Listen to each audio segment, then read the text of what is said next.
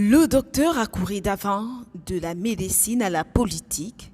Cette personnalité bien connue du pays invite tous les Port-Gentilais à la présentation de son ouvrage le jeudi 14 décembre 2023 à partir de 16 heures à la mairie du 3e arrondissement. Un ouvrage intitulé « Le Gabon est malade ». En qualité de médecin, le docteur pose un diagnostic profond qui fait un état de lieu de l'environnement politique, économique, social qui accable le pays depuis plus de 60 ans sous le régime Bongo.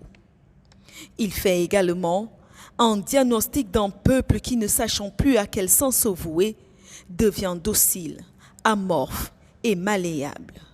Le docteur chirurgien orthopédique est un homme engagé qui n'a pas su se taire face à une injustice sans cesse galopante.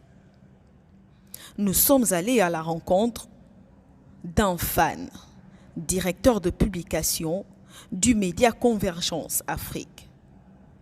Pour ce dernier, l'ouvrage est un véritable canevas pour la reconstruction du pays. Mais d'avoir couru dans cet ouvrage, puisque j'ai parcouru cet ouvrage de 133 pages, vient poser le problème. Il pose le problème parce qu'avant de diagnostiquer, il parle du Gabon qui est malade, effectivement. Il est comme ce médecin, d'ailleurs, par sa formation. Il est devenu aujourd'hui leader politique, c'est pas par sa volonté, il finit par... Je veux dire, en termes de polyvalence, il parle de sa formation pour être un leader politique.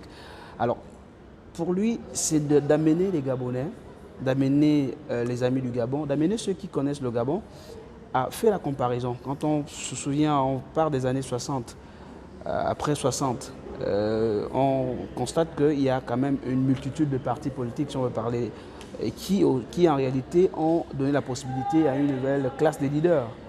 Les leaders politiques, leaders associatifs, ainsi de suite, à leur tour, ont essayé par leurs idées et surtout par conviction et engagement, détermination. Le docteur Akouré ne vient pas inventer.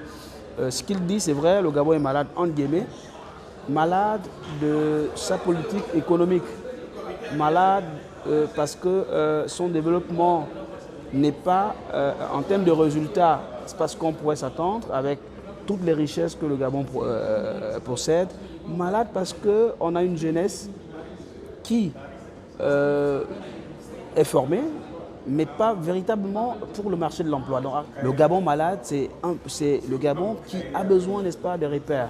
Et ces repères-là, dans le condensé de l'ouvrage d'Adama Akouré, c'est venu en termes d'alerte. Des thématiques qui épousent bien la réalité du pays et qui pourrait servir de canevas pour la reconstruction de ce dernier.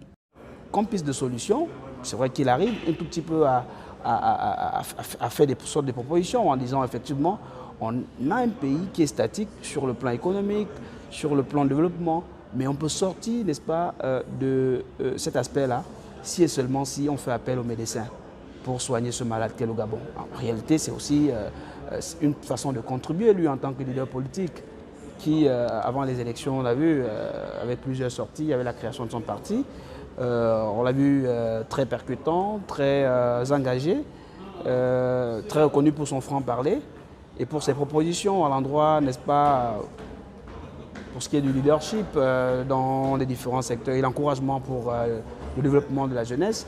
Donc pour lui, il vient faire un diagnostic et ce diagnostic doit être, j'ai envie de dire, pour les pouvoirs publics, pour la jeunesse gabonaise, pour les Gabonais ici ou à l'étranger, de saisir l'opportunité qu'est ce malade-là, ce malade qui est notre malade à nous tous. Donc, le Gabon qui est malade, en réalité, c'est un appel, c'est l'alerte qui est lancée par un leader, quelqu'un qui n'est plus à présenter, qui est respecté, très salué d'ailleurs, qui demande à ce que chacun puisse s'impliquer. Un diagnostic retracé à travers 3 chapitres du livre et un 4e consacré au traitement et donc aux différentes pistes de solutions.